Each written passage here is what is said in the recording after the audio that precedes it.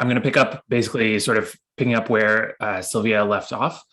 So Sylvia went through yesterday a sort of walkthrough of what an acute experiment looks like with some practical details about how you set things up and et cetera, et cetera. And I'm going to go into sort of more detail on a few of these topics and give additional opportunity to ask questions about any of these sort of really hands-on nitty-gritty practical details that you might be wondering about. Okay, so the first thing that I want to talk about is gain settings. So you have some options actually with the Neuropixels probe on how you set the gain. So the gain is going to control two things. One is the range of signals that it's possible to record, and the other is the resolution at which you record the signals. So ideally, you want to have a very small number of resolution, which means that you can resolve very small changes in the voltage. So 0.5 microvolts per bit means that a single change in the measured value corresponds to a very small difference in the measured voltage.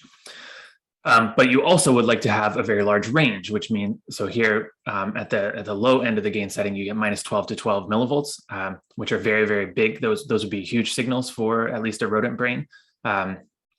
Whereas at the high gain settings, you only get minus 240 microvolts to plus 240 microvolts.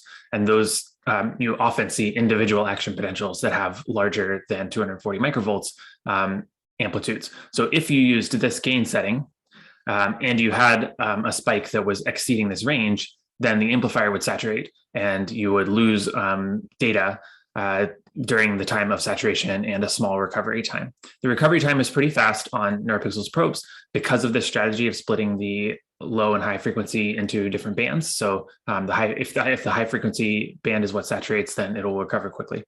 Of course, if the low frequency band is what saturates, then it won't recover quickly, just like any other amplifier. So you get a gain setting that you can choose, and the default in software is for the AP band, for the action potential band, is 500, which gives you 1.2 to minus 1.2 to 1.2 millivolts range. I have pretty much never in the mouse brain seen more than 1.2 millivolt amplitude spikes. So I think this is a safe range to use for anything in a mouse brain. But you'll want to just keep an eye on your recordings and make sure that wherever you're recording is safe for that. I probably wouldn't try to go to a higher resolution setting of 1000 for the AP band. But if you were worried about this range because you think you're recording from a place that has particularly high amplitude spikes, then you could certainly go to 250. It would sacrifice some resolution, and sort of effectively what that does is kind of add noise because you effectively get less precise measurement of the voltage at any time, but you would double your range. So that's the AP band. The LFP band, by contrast, has a default of 250. And that's because the low frequency signals in the brain are generally larger amplitude than the high frequency signals in the brain. So you can have local field potentials, for instance, in the hippocampus that exceed the 1.2 millivolts and therefore warrant this 250. So the default settings of 500 and 250, I think, are very good choices, and you should almost never need to change them. But you need to be aware about their existence, both because you can change them if you need to, and secondly, because when you're interpreting the values that you record from the experiment, you need to know these resolution factors so that you can convert raw numbers that you measured in your file into microvolts if you want to measure microvolts. Gain setting is similar to setting a threshold for spikes. No, I wouldn't say that. You will be recording the raw voltage signal one way or the other, and it's just a question of at what resolution is it digitized. So I wouldn't call it a threshold.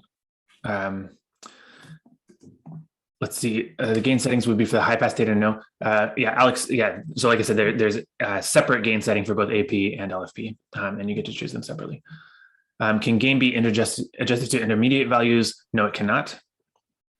And do the Neuropixels 2.0 also split the frequency bands, Joe? No, they do not.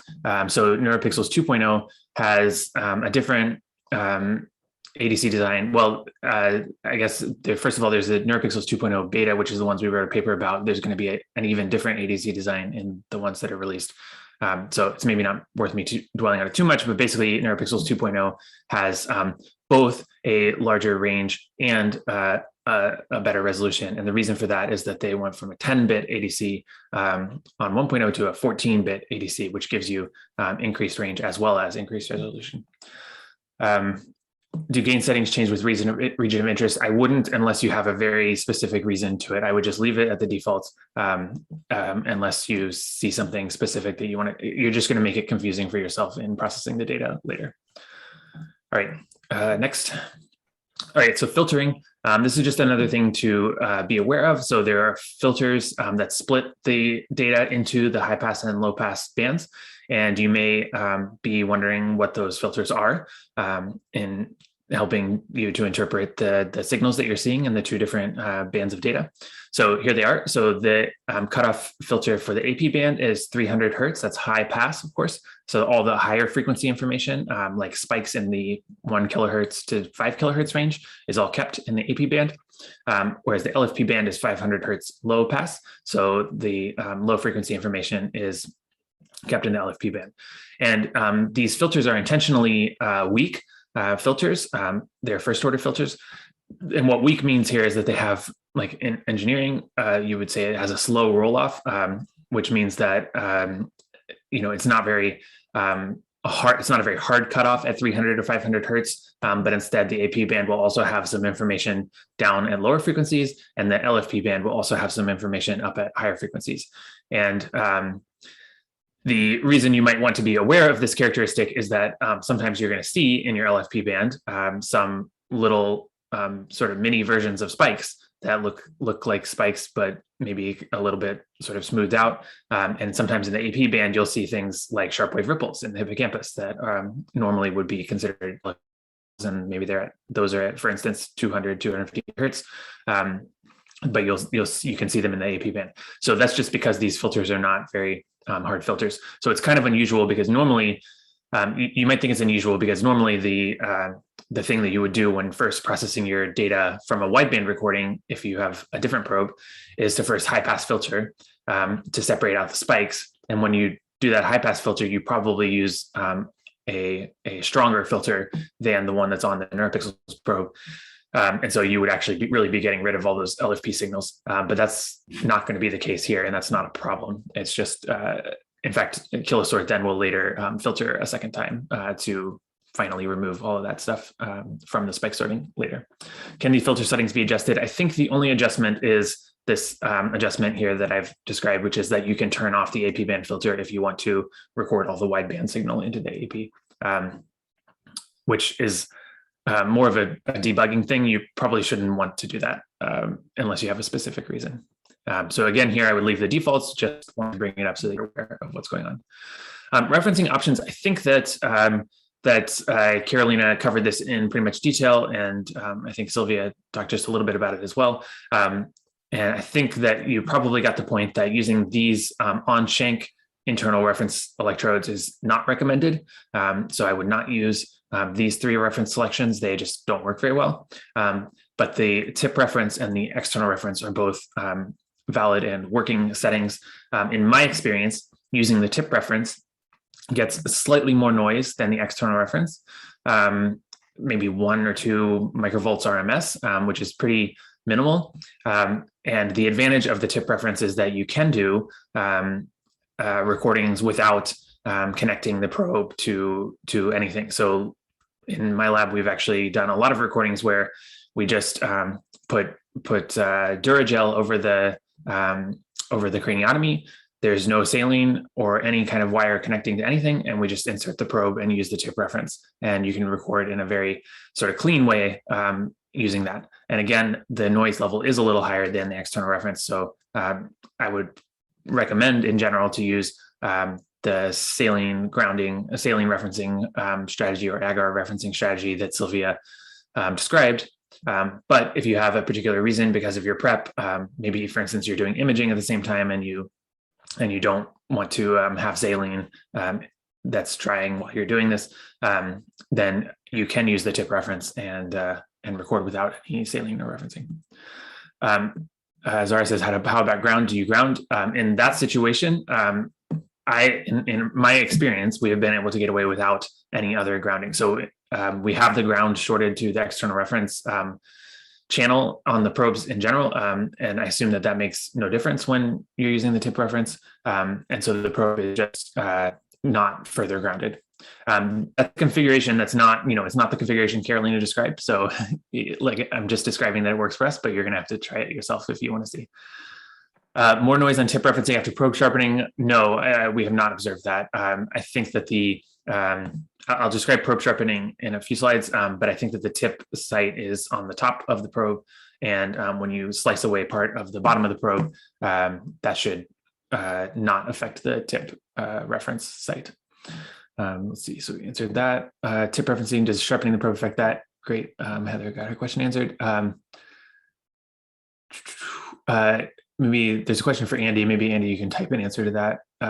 And reference is external, but there's no wire connecting reference to ground. I use ground screw on scalp. Setup seems to work.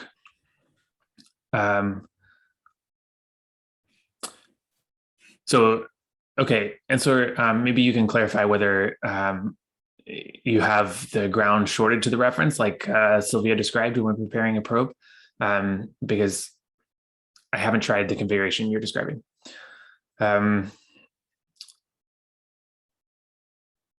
Okay, Debanjan asks a good question, which is, does the noise level vary depending on how many sites / electrodes are outside the brain / saline? Okay, that's a great question, actually, and I should have brought it up. So if you're using external referencing, I think the answer is no. You can have some sites in saline, and in my experience, you do not see any difference whether half the probe is in saline versus all of the probe is in saline versus none of the probe is in saline. However, with this tip referencing scheme, this is an important actually difference that I should have mentioned. So thanks, Debanjan, for bringing this up. You will often get a lot of noise until all of the sites that you're recording from are in the brain. And so if you just try the tip referencing strategy that I described and tip it and insert just a few of the sites and look at the data, you might think, oh, this isn't working at all. But actually, if you go deeper, you may find that it is working. Maybe the best way to try the tip referencing is if you get a good recording using external referencing and then try switching into tip reference mode and try even disconnecting the external reference and see if the recording still looks nice. Then you know whether that's going to work for you. All right. And Ronak says, does external referencing with a cerebellar screw also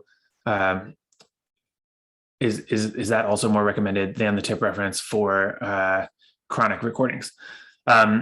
Yeah. So when I've done chronic recordings, I'm not sure we will have more people here to talk about chronic recordings. So you should ask this question again. When I've done chronic recordings, we did use a sort of a skull screw or a skull pin. And so I would definitely go for that. I mean, the nice thing is really that if your external reference fails on your chronic probe for any reason, somehow it's disconnected or some tissue grows in such a way that it gets cut off, then you have this backup tip reference to try to use. Okay, I'm just going to answer a couple more questions on this, and then we'll move on, and I'll try to get to the other ones later. Mengshi says, is the tip reference more tolerant to movement-evoked noises compared to external reference? So that was the whole idea originally. So when the project was conceived, the reason that these on-shank references existed was because, or a reason that these on-shank references existed, let's say, was because we thought that they would be a more ideal type of reference than an external reference for things like movement. In practice, I think it's probably pretty similar, to be honest, and your experience is probably going to depend on exactly how your setup is. So yeah, another argument for trying a recording with external reference and then testing out the different settings and seeing what seems to work better for your setup. All right, let me do one more, and that I guess will be Rasa here. I have noticed that when using the reference screw that sits on the brain in awake recordings, when the mouse is allowed to run, shank activity goes all white. Could you suggest what to do in cases like this? Okay, yeah, so Rasa is referring, I think, to a particular plot that's in Spike Glx, and that's exactly because of movement artifacts. But if you're not seeing any changes in your traces, then it means that those movement artifacts were all able to be subtracted away with just a software common average reference. So Rasa, hang on to that thought, because when I talk about Spike Glx, I will make more clear exactly what I mean about this. And it will be more clear to other people too when they know what view you're talking about. All right, I'm going to move on, and sorry, I'll come back to you later. Okay, denoising and grounding. So I just wanted to give a few thoughts about what to do if you have noise or some kind of problems in your recording. So first of all, if you're doing a saline test, check that the saline test is properly set up. There is a description of how they recommend to set it up in the user manual. I have to be honest that in my experience, saline tests with Neuropixels probes often do not uncover issues that you're going to end up having when you put a real mouse or subject there. So I definitely would run a saline test and make sure that things look okay. But if your saline test looks okay, unfortunately, I don't think that's going to guarantee that your recording with your real subject looks okay. But it's still worth doing. Second, there are these built-in self-tests, BIST, which check the probe integrity. I think in both, these take just a couple minutes to run. I think it's maybe 1 or 2 minutes, if I remember correctly. So I think that both Spike Glx and OpenEFizz, I'll talk about the recording softwares in a minute, but those two recording softwares that you can use, I think both of them do not run these by default. They'll just assume that the probe is working fine when you start up. But if you see something that is confusing or looks bad to you, one of the very first things you ought to do is to run this BIST to check the probe integrity, and that will return certain kinds of errors. I think I have, yeah. So if you're having noise, you're guaranteed to fail a test called the noise level test, but you shouldn't fail other tests. So if you're failing other tests, that's when you've learned something new from doing the BIST, and you need to figure out what that other test means and what kind of error it corresponds to. And there's documentation with at least Spike Glx about what the BISTs correspond to. So that's important. It's an option in the software. You'll have to look at the software user manual because I'm not going to go through it in too much detail. So the other kind of thing that's sort of at this level is that in many cases, you won't be able to connect to the probe at all. And that's usually this message called no lock. And that just means that you want to reconnect the head stage or try a different head stage. And the head stage connection to the probe can be a little fiddly. It can be the case even for someone who's experienced that you have to sort of try to connect them. You get the no lock error and you have to try to connect again, and maybe a second time or a third time. So definitely worth trying reconnection multiple times or with multiple head stages if you get this no luck. All right, yeah, power down and unplug things, turn off lights. So this is just here giving a very general type of denoising step that you would want to do if you're having some kind of unexplained noise in electrophysiological recordings in general. And this kind of strategy is just trying to check whether there's a device or source in the room that's producing a lot of electrical interference. And so the thing to do is just turn off and unplug. Actually, this is critical. It's not necessarily enough to just power things off. I've had like a noise source coming from, I think it was like an electric drill one time, that when I powered off the drill, it didn't change anything. But when I unplugged the drill from the wall, it changed everything. So there was some kind of weird electrical effect. And so that's another thing to keep in mind. Turn off the lights. And so basically, if you've unpowered everything you can unpower, and you've turned off lights, and so the only things still remaining on are the Neuropixels acquisition computer, and you're looking at the traces and they still look just the same as they did before, then it's probably not electrical interference. It's probably something about your configuration, your referencing setup, or possibly a broken probe. So one way your probe can be broken is if the soldering and referencing are not done properly. So Sylvia went over how to do the soldering. It's very important to get it right. If the soldering disconnects, then the referencing will work. And in general, your referencing strategy obviously needs to be correct. And again, I'll refer you back to Sylvia's lecture, which you'll be able to rewatch on YouTube if you want to. Okay, yeah, so one strategy to just help try to debug things, you can try disconnecting the external reference and try internal reference instead, like I mentioned. That's something that can work in many situations, and may help reveal a working probe and a referencing problem. So if internal reference works, but external reference wasn't, then it's a referencing problem rather than any fault of the probe. Yeah, one thing to point out here is that shielding the probe, head stage, and cable is actually unlikely to help. So because the signals are not analog at the level of the probe, head stage, and cable. So, a classic thing that you probably have done if you have experience in other kinds of electrophysiology is to put some copper mesh or some aluminum foil or whatever it is wrapped around the whole setup. And just to remind you that the signals on a Neuropixels probe are already digital and multiplexed by the time they get off of the very base of the probe, right above the shank. And so there's really nothing that shielding is going to contribute to any kind of denoising. So you can always try it. Can't hurt. And maybe your particular setup, you'll find that I'm wrong. But I really think that this is, not a first step just because it's, unlikely to help. So ground things to a common point. So one type of noise that you can get, so it's a little bit hard in Neuropixels to get noise from electromagnetic interference. You can do it, but it's a little bit hard because of this fact that the signals are all digitized right away. But one kind of noise that you can get is ground loops. So this is when you have two paths to ground, and those paths have different lengths, then you'll get current flowing around a loop from ground to your probe and then back to ground via the different path. And the way that you should try to solve this is to ground things to a common point. So for instance, one way it's easy to get ground loops is if you're using two Neuropixels probes, those need to be grounded to a common point so that they won't have a ground loop between the two of them.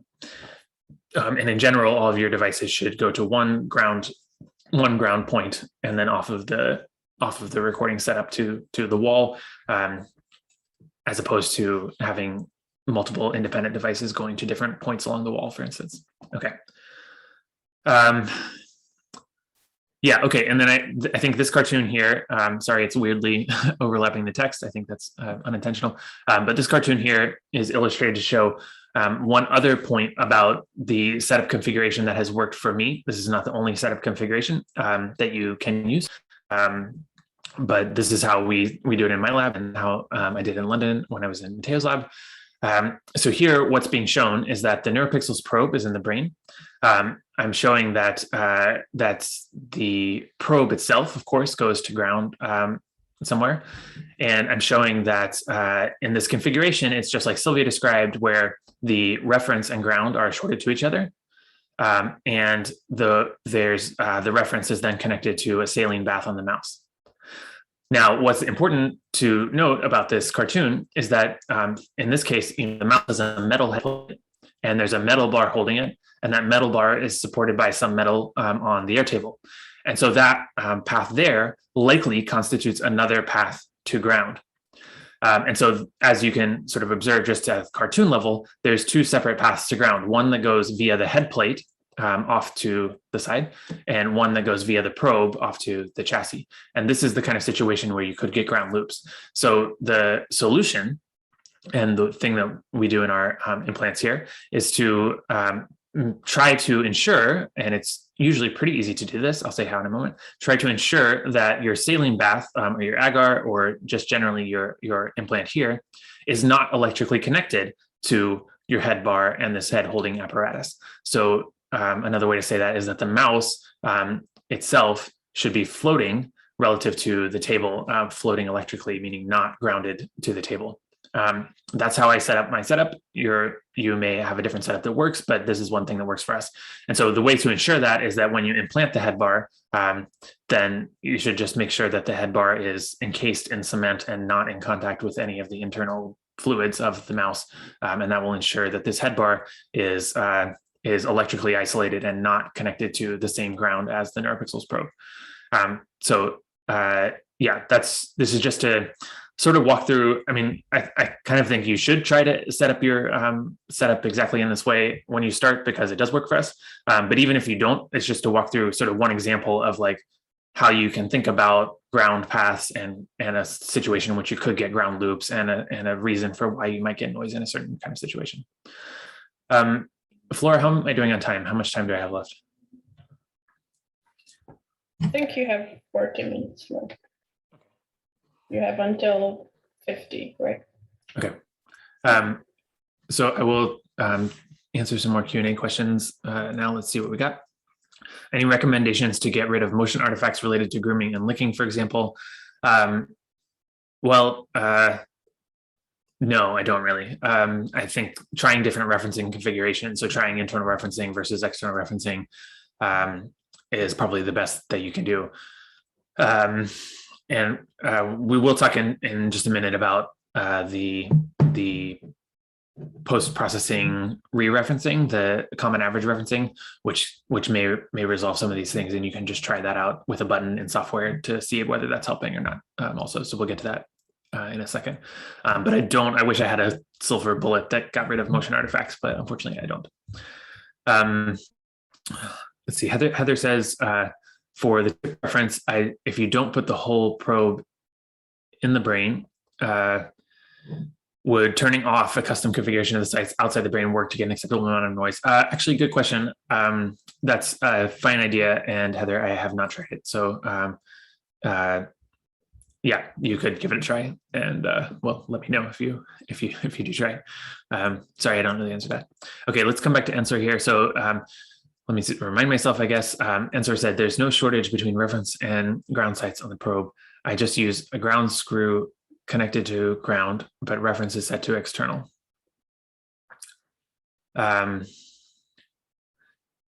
Yeah, okay.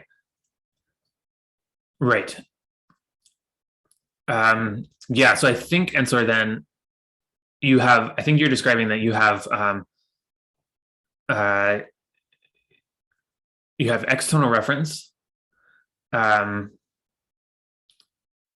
You have a ground screw on the scalp, and I guess you have a separate reference line that's connected to the mouse somewhere.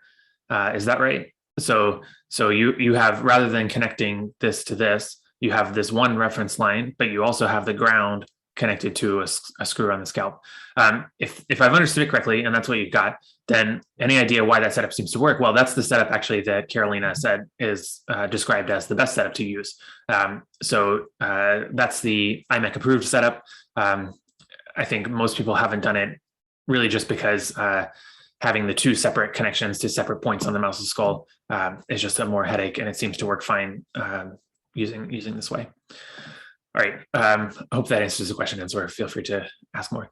Do you recommend grounded lights? I don't know. I've never tried grounding the lights. I don't think I've really ever had a big problem with any lights, but it's just something to test because there often can be high voltages running to the lights and producing some oscillating signal.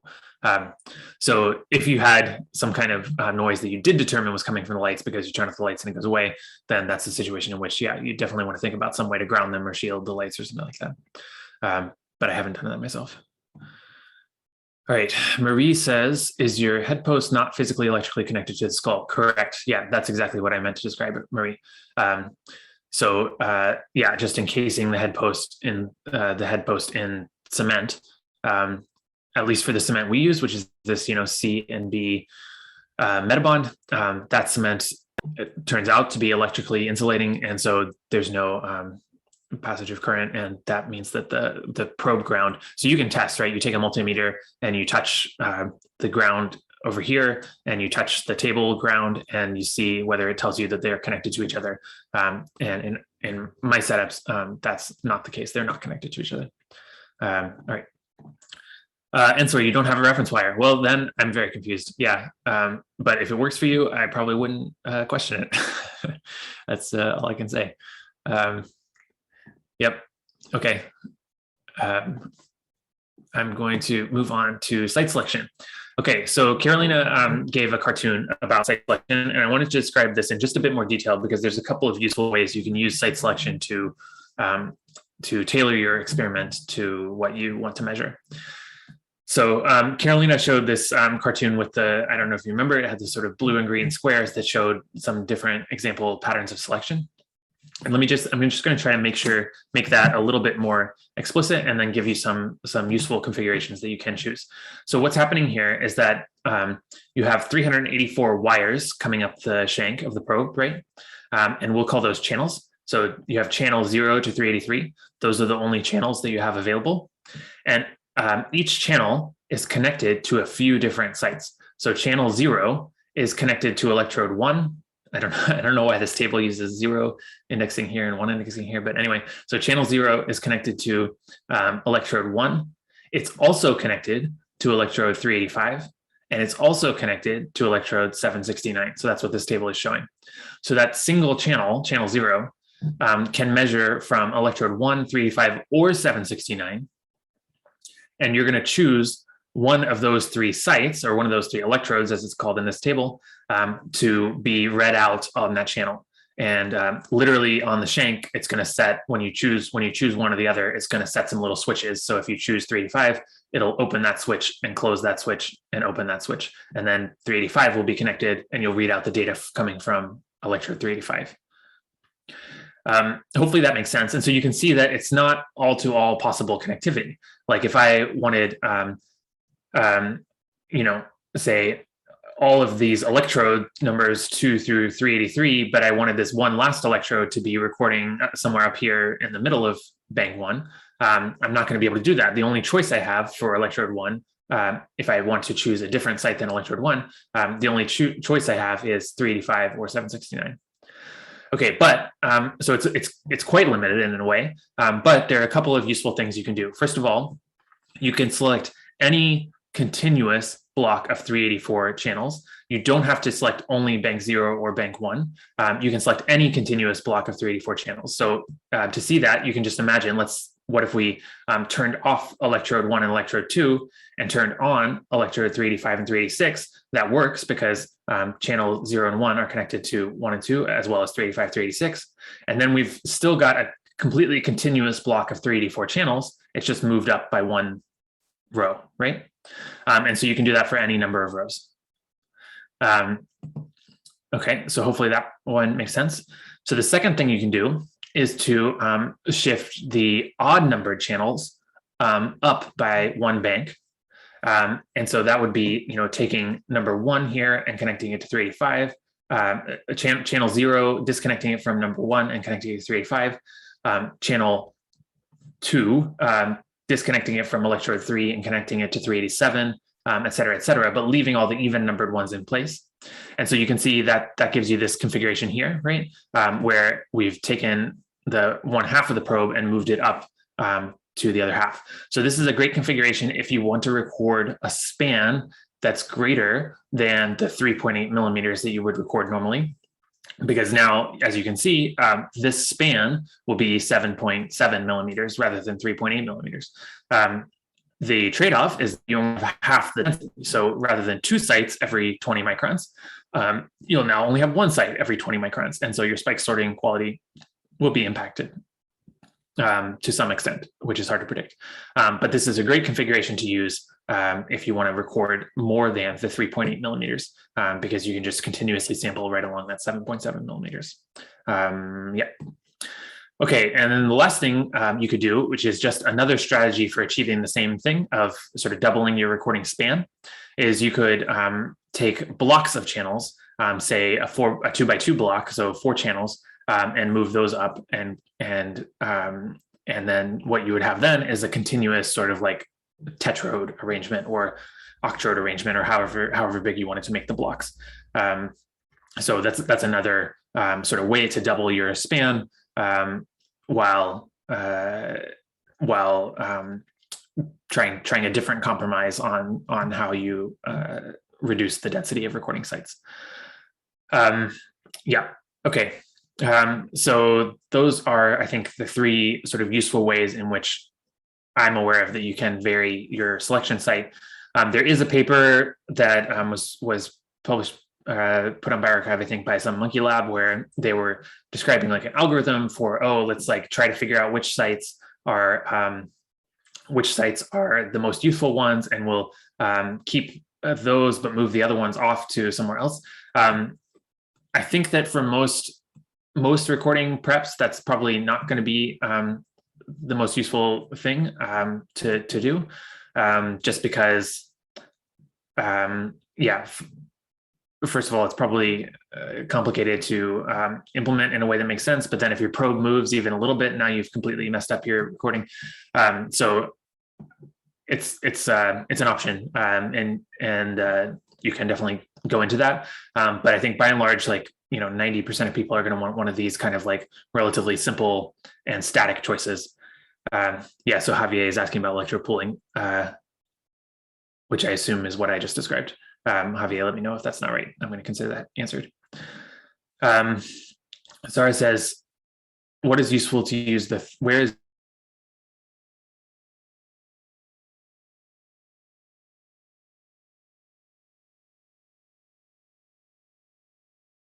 what useful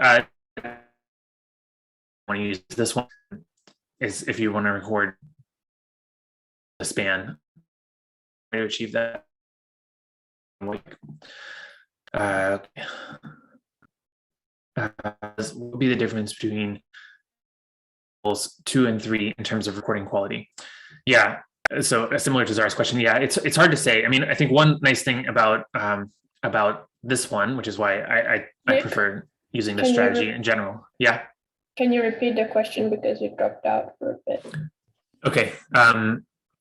So Lorenzo and also Zara before Lorenzo asked what's essentially the difference between these two recording strategies for getting double span.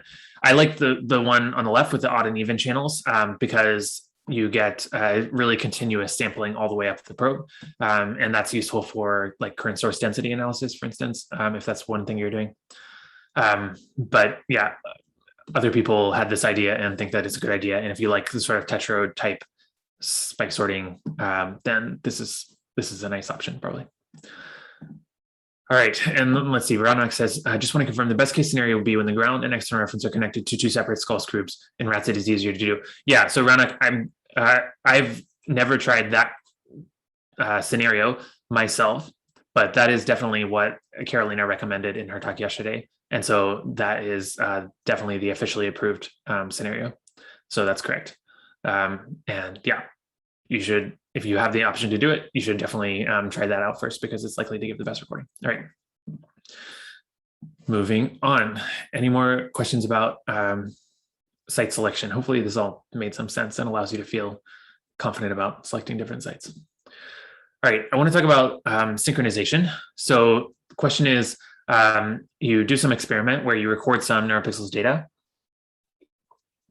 and you also, at the same time, other part of your experiment. So maybe you're presenting some sensory stimuli of some kind. Maybe you're monitoring the subject with a video camera, etc. So, so the question is, how do you synchronize the data properly? And so the part of the apparatus that we're going to make use of is this little pin right here. It's a Sma connector on your iMac card. And that allows a synchronization input or output. And I'm going to describe how you would use it in the input mode, where it's going to collect a digital signal from your apparatus and allow you to synchronize things. So yeah, okay. Yep, exactly. Okay. So let me actually, I'm sorry, this image is overlapping. Let me try to change the font so we can read all the text. One sec.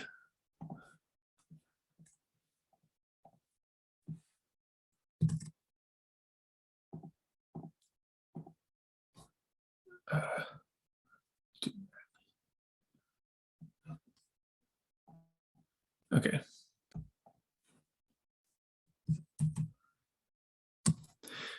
All right.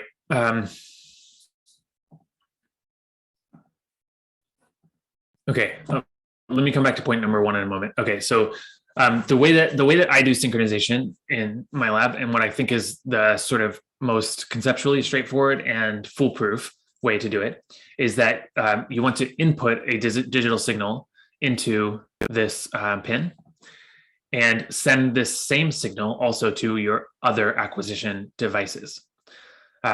So specifically, like what I do is I have a Arduino that produces a digital signal that goes high and low at sort of various times. And that signal gets sent on the one hand into this pin on the Neuropixels probe acquisition card. And on the other hand, at the same time, that signal also gets split and sent into a NIDAC that records other information about other things that were happening, like camera frame times and photodiode times to track timing of visual stimuli and copies of auditory signals, etc. So if you use that strategy, so you have some digital signal, and it doesn't have to be one produced custom by an Arduino. You could use the triggers from one of your cameras to go into both here and another device. Then the strategy for synchronization is the following, and I'm going to try to describe this carefully so that you understand the concept, because I think this is important. So what you want to do is, so what will happen is that you'll get the times of this digital signal, the times that it went up and the times that it went down. You'll get that in your Neuropixels file, and it will be precisely synchronized to one sample resolution with your Neuropixels data stream. So you'll know exactly when all of those digital events happened on the Neuropixels system. You're also going to have recorded at the same time those same signals on another system, and so you'll know not just the times when it happened, when that signal happened in your Neuropixel system, but you'll also know the times when it happened in your other system. And this is the sort of Rosetta Stone that you're going to then use to translate any other timing information from one system to the other. And the way that you can do that is really, really simple with this interpolation strategy. And this is a MATLAB line of code with just this function interp1. There would be something equivalent in Python. But basically the way it works is you say, I've measured the times of my synchronization event in my other system. And I've also measured those times of those same events in my Neuropixel system. And now I want to know what are the times of this other event, say camera frame times, in Neuropixels time coordinates. That's what's happening in this line of code, and it will just give you out the answer. And the reason that it works is visualized with this plot. So you're essentially saying, I've measured in blue ticks the times that this synchronization event happened on my Neuropixel system, and in red ticks the times that this synchronization event happened on my other system. And so I know those make a mapping between one system and the other. And so these are points of synchrony when we know that the two systems had the same time. And in Interp1, linear interpolation, the idea is you now have some other time that you, some other event, say one of your camera frames, or sometime the mouse licked or something like that. And you know it in the other coordinate system, but you want it in the Neuropixels coordinate system so you can align your spikes to it. What you're going to do is sort of read out the equivalent time on your Neuropixels device by linear interpolation between these two measurements. So hopefully this graph is sort of making clear why linear interpolation is the thing to do here. So the reason that I like this strategy for synchronization is because it's really hard to go wrong. If you make sure that you're going to get, that you get the same digital signals on both your Neuropixel system and on the other system, then you will be able to do this synchronization, and it's just a pretty simple line of code afterwards.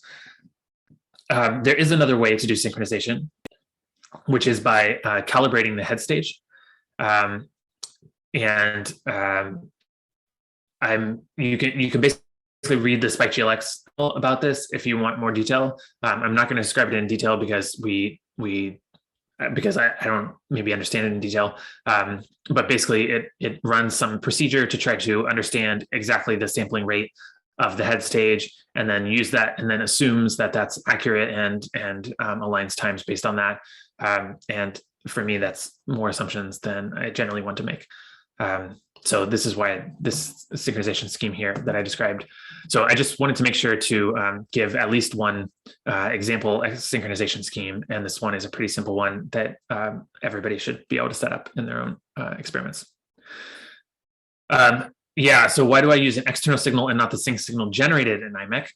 Yeah, so basically because if I use an external signal, then I can be really certain that I have every single one of those events in both of my systems, because I can start the production of those events after the Neuropixels data acquisition, and I can stop it before the Neuropixels data acquisition is done. The sync signal is produced by IMEC. I mean, maybe it will work fine, but I think it starts right with the Neuropixels acquisition. And so then I'm always wondering, like, did I miss one right at the beginning or the end?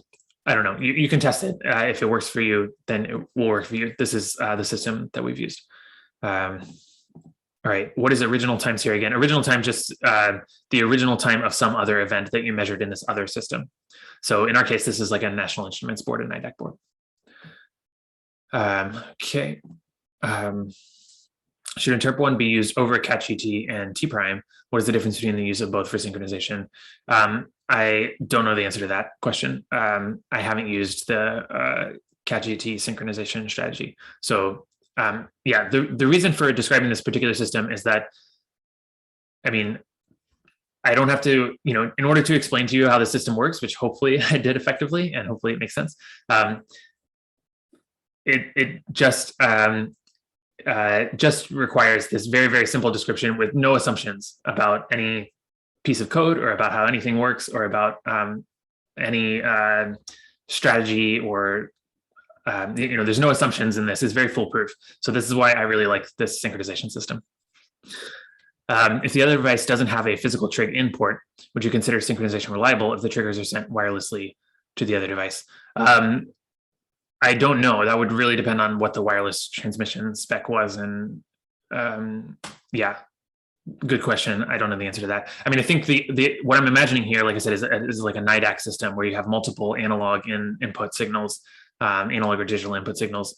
And so you can record multiple signals simultaneously on some other system. Is Neuropixels compatible with synchronization software such as Bonsai? Neuropixels is compatible with Bonsai. I don't know what particular synchronization strategies Bonsai uses. But you could always, even if you're acquiring data with Bonsai, you could always use this synchronization strategy. There's nothing that would prevent you from using this.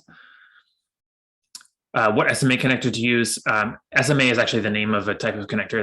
That's the specification. So if you like search, DigiKey or Amazon for SMA connector, you will get an SMA connector. But yeah, if you can't find something and need to, I can send me an email and I'll send you some example link. But if you just search for SMA connector, you'll get the right one. Does it cause any difference between aligning T Neuropixels into T other timeline versus aligning original times into the T Neuropixels timeline? Great question, Mengxi. So this is asking about, like, should you go from should you translate times from here to your Neuropixels timeline, or should you translate your spike times from the Neuropixels timeline back to this other timeline? So in general, the logic is to translate everything onto the timeline with the highest sampling frequency, because that's the timeline with the most precision. So if you take your spike times and go to this other timeline, you're going to lose precision. And so you should then, in general, unless your other system is recording at more than 30 kilohertz, you should in general go from your other system to the Neuropixels timeline. But you could do the other way around if you had a specific reason to. It's not like it's impossible, but just in general, I would go to the Neuropixels timeline. All right, sharpening. So here's a DEM of the tip of a Neuropixels probe, and what I want to point out here is that the tip of the probe is not a point, right? But the probe has some thickness, so the tip of the probe actually is a line, and it's about a 20 micron long line. And if you insert this into the brain, then at least the way that I imagine this working is that it's not quite like a a shovel or something that pushes things out of the way. It's instead like a knife that's like doing a very thin cut, and you can imagine that processes like axons or dendrites that are along the length of that are hitting that leading edge of the probe might be cut or even dragged along, which would be even worse with the probe. So for this reason, it makes a lot of sense to me to sharpen the probe. And so the idea is to cut off a triangular shaped segment here. Maybe I have a little illustration of that. So you want to cut off a triangular shaped segment in 3D, of course, like you're cutting along this perpendicular axis, such that the tip of your probe actually is a point rather than a line. And the idea then is that that tip will sort of slide between processes and allow the otherwise graded shape of the probe tip to push things aside. So we worked out a protocol for doing this. It uses one of these classic micropipette grinders, which are not super expensive. You basically hold the probe and bring it down and touch it on the micropipette grinder. It spins very slowly, and you spin it for about 10 or 15 minutes. The protocol on the wiki will describe this.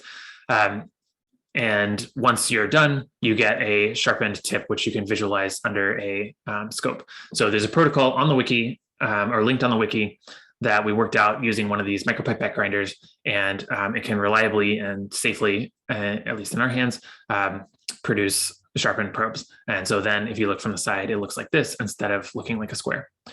So we think this is a reliable and useful way to make it easier to penetrate through Dura. And also, presumably, at least I think presumably, make it less damaging on the tissue that you're inserting the probe through. So we do this in my lab on every probe that we record from. Let's see. The Cortex Lab wiki link says the EG40142 is recommended, but you are showing EG45 model. Is there any difference? Spec sheet seems similar. I have no idea. Good question. I actually realized I'm not sure where this photo came from. Maybe this photo is from Cortex Lab. Do you know, Flora? Is this the one that you guys have? Because I think this is not the one in my lab, actually. This is not. Yeah, it is the one that we have. Yeah. So, yeah, probably the 40142 must be what I have in my lab, and the 45 is what Cortex Lab has. I'm sure they're about the same because mine definitely looks about identical to this. So it must be about the same. Can you sharpen the 2.0 probes? Yes, you definitely can. And for a 4-shank probe, especially, I think sharpening is even more important because pushing on and compressing the brain is a big problem in that case. All right. Does sharpening change impedance or other properties of the channels? I have never observed it to. And Michael asks, we are running the NIDAC at 200 kilohertz. Would you then recommend mapping Neuropixels times into NIDAC times? Yes, I would. That's very interesting that you're doing that. And I would be curious to know why at some point, but not curious enough to slow down the class. All right. All right, next. Okay, so I want to talk about recording software. This is a screenshot of the Spike Glx recording software. This is the one produced basically by Bill Karsh at Genelia. It's the one that my lab uses because it was the first one that was sort of stably working with Neuropixels 1.0. And so we started using it at the very beginning and just continued to use it because it's nice and reliable. These days, OpenEFIS is also nice and reliable, and in fact has some additional features I believe that Spike Glx doesn't have. So you can definitely try out OpenEFIS. And I have, like I said, we don't use OpenEFIS in my lab, but that does not mean it's not a good option. And I think if you have experience with OpenEFIS already, then it can be a great option for you, or you might just try out both of them and see which one you like better. I also understand that you can use Bonsai to acquire Neuropixels data. I have not tried that, and I'm not sure I've talked to anyone who has, except that I've heard that it works. So that's another option if you like Bonsai. Okay, those are your options. And then what I want to do is just describe a little bit about some features in Spike Glx, just to make sure that you have at least one option that you're somewhat familiar with coming out of this course. So first of all, this is the Spike Glx view. Each one of these yellow traces is a voltage recording from one channel, and you can see some spikes happening. And the fact that you see spikes synchronized as little blips that are synchronized across a few channels is a good thing, because this means that that spike was picked up on a few adjacent channels. If it was synchronized across all of your channels, that might be a bad thing, because it might indicate a noise source. The view over here is this shank activity view. You can set what exactly it's showing in this case. It's showing the peak-to-peak action potential amplitude, and it's showing it as a color map. And the point of this is to help you figure out where you're seeing different neurons along the length of your shank, just to help you in positioning the probe up and down.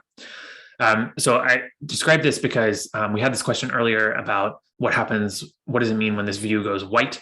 So this was what this view was about, this person was talking about. So you can see the white color here means maxed out. And if you get an artifact that covers all of the channels, then all of the channels will have a max signal and all of the probe will turn white. And so that is indicative of an artifact. But many artifacts like that are subtractable trivially in post-processing. And that can then remove the artifact entirely. And it's really, in that case, an artifact you don't necessarily need to worry about at all, as long as it's not saturating the signal, because it's totally removable. Maybe one unfortunate thing is that the Spike Glx color map thing here will not show the signal after artifact subtraction. It always shows the signal before artifact subtraction. So if you do this, if you enable this artifact subtraction, which is this button up here, I'll describe this in just a second, then you will see the artifacts maybe disappear on your traces, but you won't necessarily see them disappear on this color map. So let me just quickly go through a couple of these controls up here, because they're kind of cryptically named, and obviously they're described in the documentation and the user manual. But I think if someone describes them to you right away, then you're going to have a better time getting right into using this GUI. I just want to describe basically what these different tools do in terms of allowing you to see different views of your data as it's coming in. So sec means seconds, that's short for seconds, and it's how big the time window is of data that you're seeing. So if you set it to 1, then the whole data trace that you see in yellow is 1 second of data, and it'll scroll around to the beginning after 1 second. So you can change it to 2 seconds. You can also change it to 0.05 for 50 milliseconds, and then you'll zoom right in on the spike waveforms, which is pretty cool. So I recommend trying that. YSCL is Y scaling, the vertical scaling of the traces. And so you can turn that up or down to just zoom in or out on the voltage axis of the traces. Minus bracket T bracket is this bracket notation is meant to indicate a mean operation. And T is time. So this is subtracting the mean across time. And so this will center your traces. Basically, it'll take any offset that's persistent on the trace and subtract it off. Minus bracket S bracket is subtracting the mean across space. So this is common average referencing. So we'll take the average across channels and subtract that from each channel. And this is a, excuse me, standard pre-processing that is great to do with Neuropixels probes. There's basically never a reason not to do it on your AP signal. And you can do it right here in the software to see what it looks like in your traces and see whether it's removing certain kinds of noise as you're acquiring the data. Now, when you change, of course, any of these scalings, but also even when you change this common average referencing selector, you will not change what data is written to the disk. You will only be changing what you're seeing in the traces. So if you turn this off, you will see the actual data that's getting written to disk.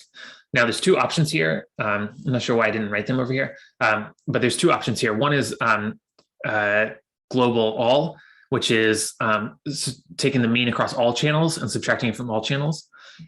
And that one is the one that Kilosort will apply by default when Kilosort starts processing. So if you want to see what Kilosort is going to be looking at, you can select global all.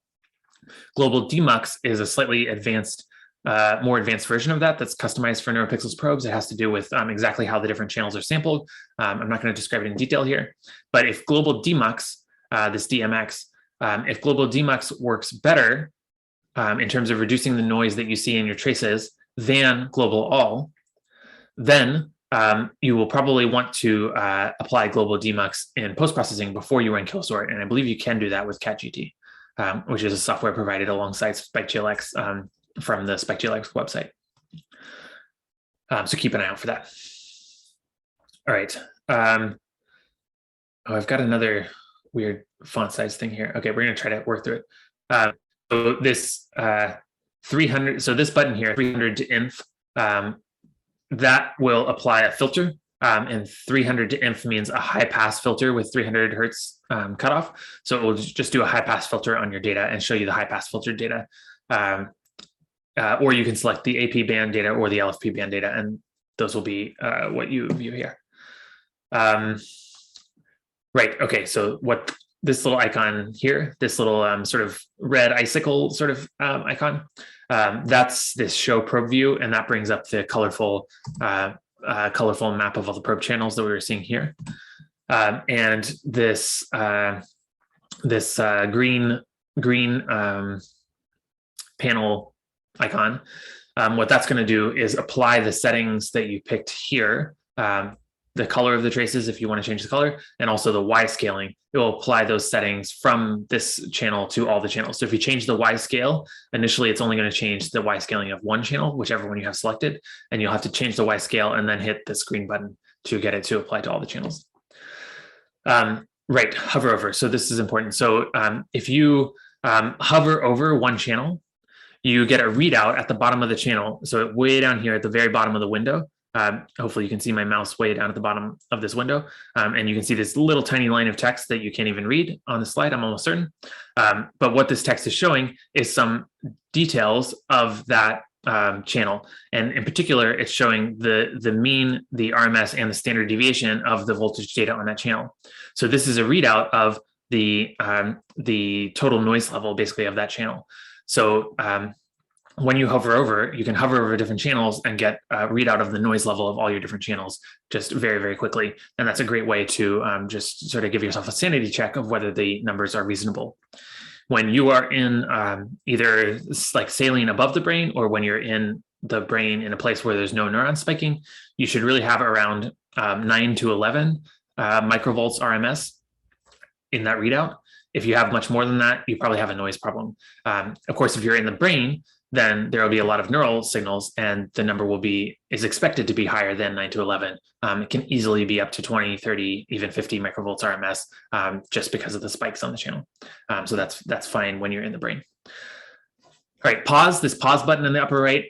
This pause will pause the display. It will not pause the acquisition of data to disk. So when you're recording, if you've clicked enable recording, or you set it up to run with a trigger and it's running, if you click pause, it will freeze the display and allow you to sort of like look more closely at the display, but it will not pause the data going to disk.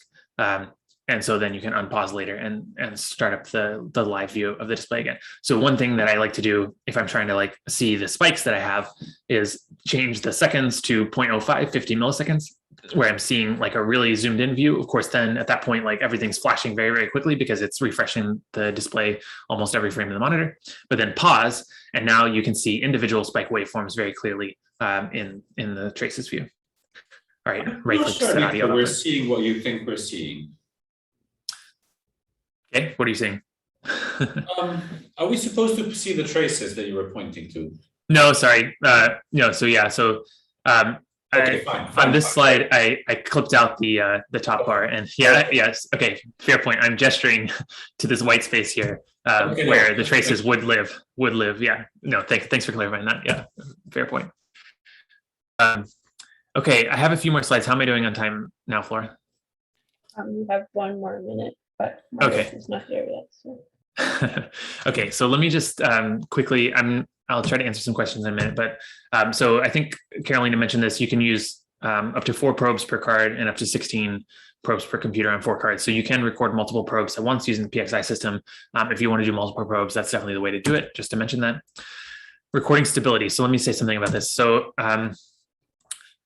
so a couple of things. So the brain is, even if your probe is fixed relative to the skull, the brain is moving inside the skull, and it can move both in a slow way that is like slowly expanding after you've inserted the probe.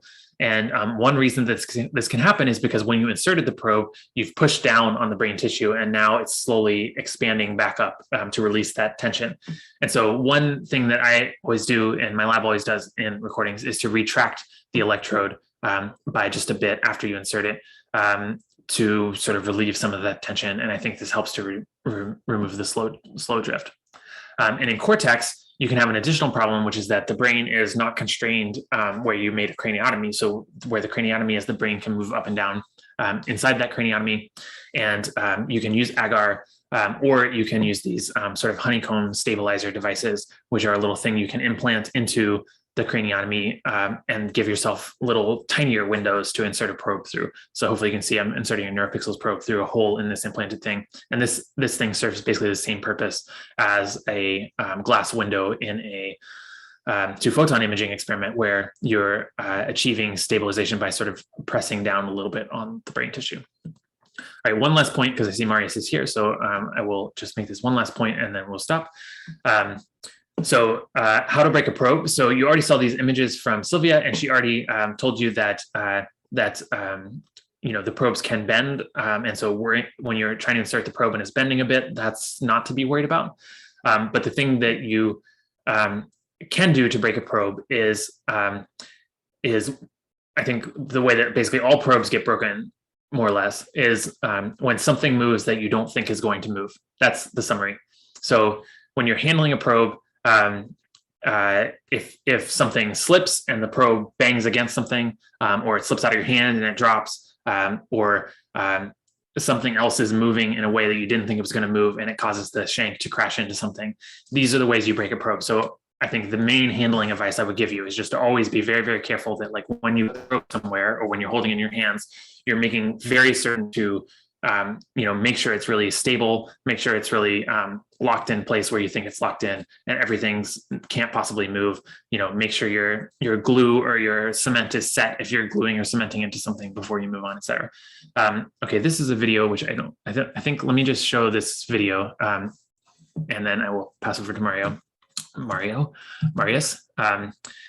Been talking too long. So let me just show this one super quick video, and then I will be done, because you should see this video just as a warning. Okay, let me share. The video is the equivalent of a horror movie for. Yeah, exactly. Okay, so this is a video. So you can see we're looking at a mouse from above. Here's a Neuropixels probe. This is my silver wire coming in for referencing. And you can see I have one of these honeycombs here, and the probe is going through one of the honeycombs. And this mouse, he starts grooming. And then at some point, hopefully you could sort of see what happens there. He reaches up in his grooming and grabs the silver wire and pulls it. And when he pulls it, it acts like a spring. And when he lets go, it flings back, and you can see the probe is no longer present anymore. So this was something that happened early in our Neuropixels recording. We didn't, realize that the mouse could reach up there. We weren't properly protecting. So in this case, the thing that could move that we didn't expect to move was the mouse's arm.